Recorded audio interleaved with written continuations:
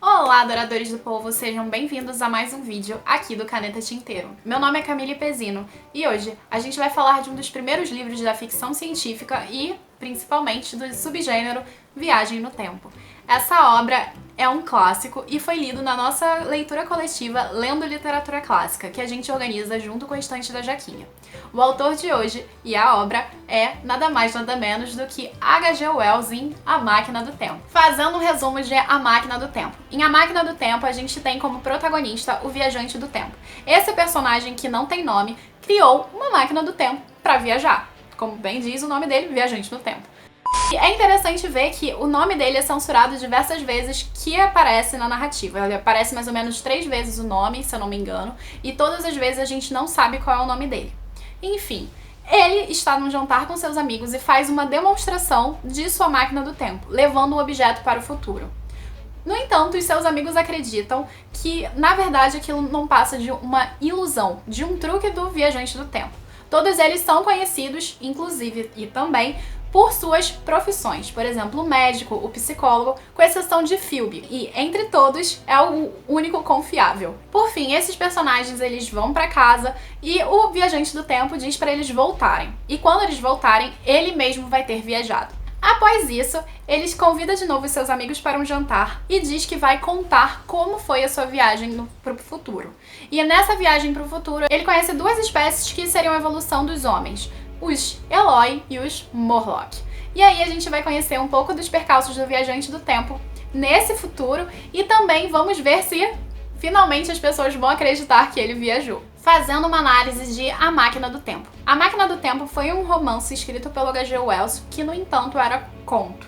Esse conto foi reescrito diversas vezes até virar o que a gente conhece hoje, um dos pioneiros romances da ficção científica e também de viagens no tempo. O H.G. Wells ele foi um dos precursores do gênero e, inclusive, de colocar esse gênero dentro da ficção científica. Ou seja, viagens no tempo já aconteciam na literatura antes, mas nenhuma delas voltadas com tecnologia. Antes eram mera magia. E aqui o H.G. Wells, influenciado por diversos nomes como Huxley, não do Admirável Mundo Novo, mas o avô dele, também pelo Darwin, entre outros cientistas e nomes da ficção científica como Mary Shelley, influenciaram bastante o H.G. Wells a criar as suas histórias da forma que elas foram criadas. Inclusive, ele disputava com o Jules Verne o seu lugar de fala, digamos assim.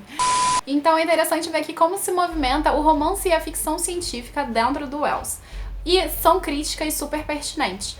Além de usar a seleção natural para criar a ideia dos Eloi e dos Morlock, que no caso seriam aqueles que seriam a evolução do ser humano que a gente conhece hoje, o Homo sapiens, que a gente é, aqui a gente também vai encontrar a luta de classes. Os Eloi e os Morlock nada mais são do que a evolução do que a luta de classes proporcionou aos homens. Ou seja, os Eloi seriam a classe capitalista e os Morlock seriam a classe proletária. Então é muito interessante ver como o autor, indo para o futuro, ele está criticando o próprio tempo dele. E outras críticas são formuladas aqui.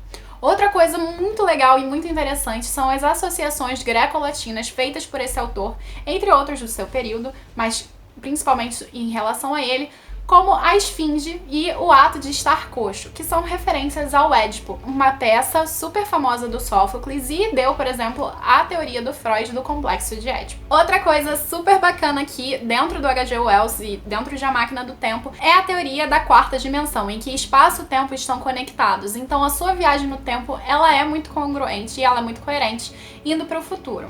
Claro que não se sabe se é possível viajar para o passado, mas para o futuro sim. Então é muito interessante como em A Máquina do Tempo o H.G. Wells ele vai elaborar isso. Além disso, ele mistura muito do que acontece no período histórico dele, e do viajante do tempo, no caso, com a ficção científica. Ou seja, dentro das ficções há fatos, e há fatos na ficção. Então é bem legal como ele faz essa mistura para trazer verossimilhança para o seu enredo. Marcante, eu já meio que mencionei, é o fato dos nomes dos personagens eles não realmente aparecerem muito ou não existirem, privilegiando, por exemplo, as suas profissões. Um exemplo bem legal é o Homem Calado. O Homem Calado ele ganha essa característica e não é uma característica profissional, porém quando o nome dele aparece é choose. Choose está relacionado ao verbo escolher do inglês.